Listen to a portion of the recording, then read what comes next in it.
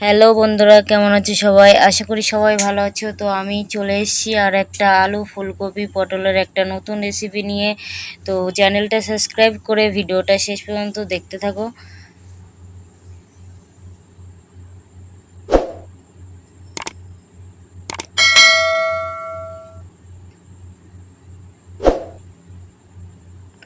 তো আমি এখানে ফুলকপি কেটে নিয়েছি, আলু কেটে নিয়েছি আর 3টে পটল কেটে নিয়েছি।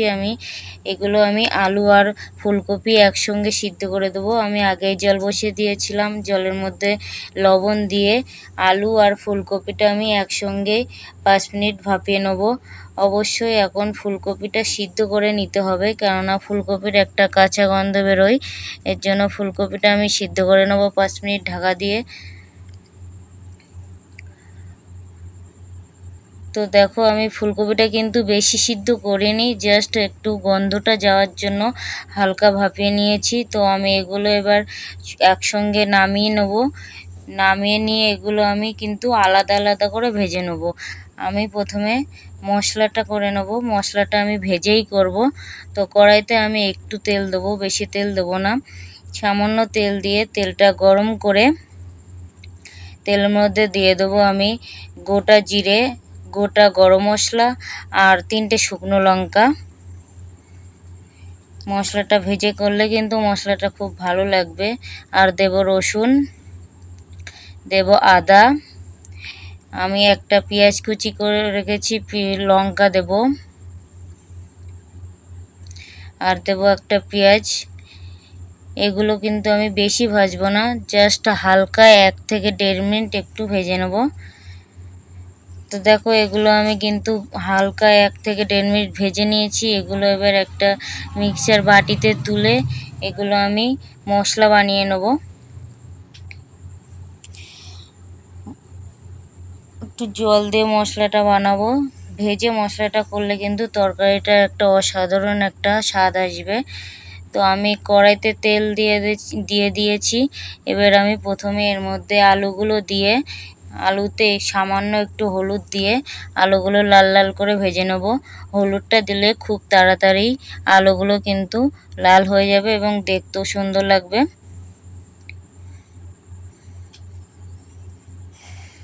দেখো, আমি আলুগুলো কিন্তু খুব সুন্দর করে ভেজে নিয়েছি। এগুলো এবার আমি তুলে নেব। ওই তেলেই আমি ফুলকপিটা ভেজে নেব। ফুলকপিটাও আমি এভাবেই লাল করে খুব ভালো করেই ভেজে নেব।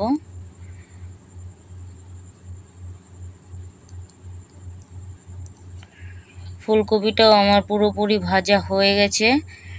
তো এটাও আমি এবার তুলে নেব। ওই তেলের মধ্যেও এবার আমি পটলগুলো ভেজে নেব। সবগুলো অবশ্যই আলাদা আলাদা করে ভাজতে হবে, একসঙ্গে ভাজতে যাবে না। একসঙ্গে ভাজতে গেলে কিন্তু ভাজাটা খুব ভালো হবে না, পুড়ে যাবে। এবার আমি পটলটা ভেজে নেব। পটল কিন্তু আমি বেশি দেইনি, অল্পই দিয়েছি। পটলটাও আমি ভেজে নিয়েছি।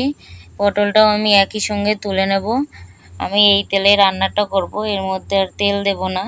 এখানে আমি ফোড়ন দিয়ে দিচ্ছি শুকনো লঙ্কা, গোটা জিরে আর গোটা গরম মশলা। এটা আমি হালকা একটু ভেজে নেব, বেশি ভাজবো না, সামান্য ভাজবো। এখানে ভেজে আমি এখানে একটা পেঁয়াজ কুচি করে রেখেছিলাম, পেঁয়াজগুলো দিয়ে পেঁয়াজগুলো লাল লাল করে ভেজে নেব। তো পেঁয়াজটা আমার লাল লাল করে ভাজা হয়ে গেছে। এর মধ্যে আমি যে মশলাটা করে রেখেছিলাম, এবার মশলাটা দিয়ে 2 মিনিট কষিয়ে নেব।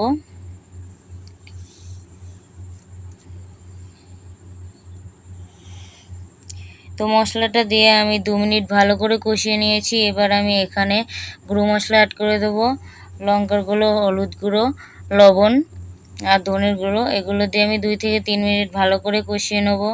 তো এগুলো আমি কষিয়ে নিয়েছি, তেল ছেড়ে গেছে মশলা থেকে। এবার ভেজে রাখা আলু, পটল, ফুলকপিগুলো দিয়ে এটা আবার 2 থেকে 3 মিনিট একটু ভালো করে কম আঁচে দিয়ে কষিয়ে নেব। তো দেখো, এটা কষানো আমার হয়ে গেছে। এর মধ্যে এবার আমি পরিমাণ মতো জল দিয়ে দেবো। জলটা কিন্তু আমি অল্পই দেবো, কেননা এটা একটু কষা কষা হবে, ঝোল হবে না। জলটা দিয়ে দিচ্ছি। আমি এবার 5 থেকে 6 মিনিট এটা ফুটিয়ে নেব। তো এটা কিন্তু আমার রেডি হয়ে গেছে। এর মধ্যে আমি ধনেপাতা দিয়ে দেবো। এর মধ্যে আমি গুঁড়ো মশলা দেব, গরম মশলা দেবো না, কারণ আমি কাঁচা গরম মশলা ব্যবহার করেছি। এটা কিন্তু আমার পুরোপুরি রেডি হয়ে গেছে। এটা এবার আমি একটা পাত্রে নামিয়ে নেব। এটা এবার আমি গরম ভাতের সঙ্গে সার্ভ করে দেবো। এটা কিন্তু রুটি কিংবা পরোটার সঙ্গেও খুব ভালো লাগবে। তো ভিডিওটা যদি ভালো লাগে অবশ্যই লাইক করে দেবে, আর চ্যানেলটা কিন্তু সাবস্ক্রাইব করে দেবে।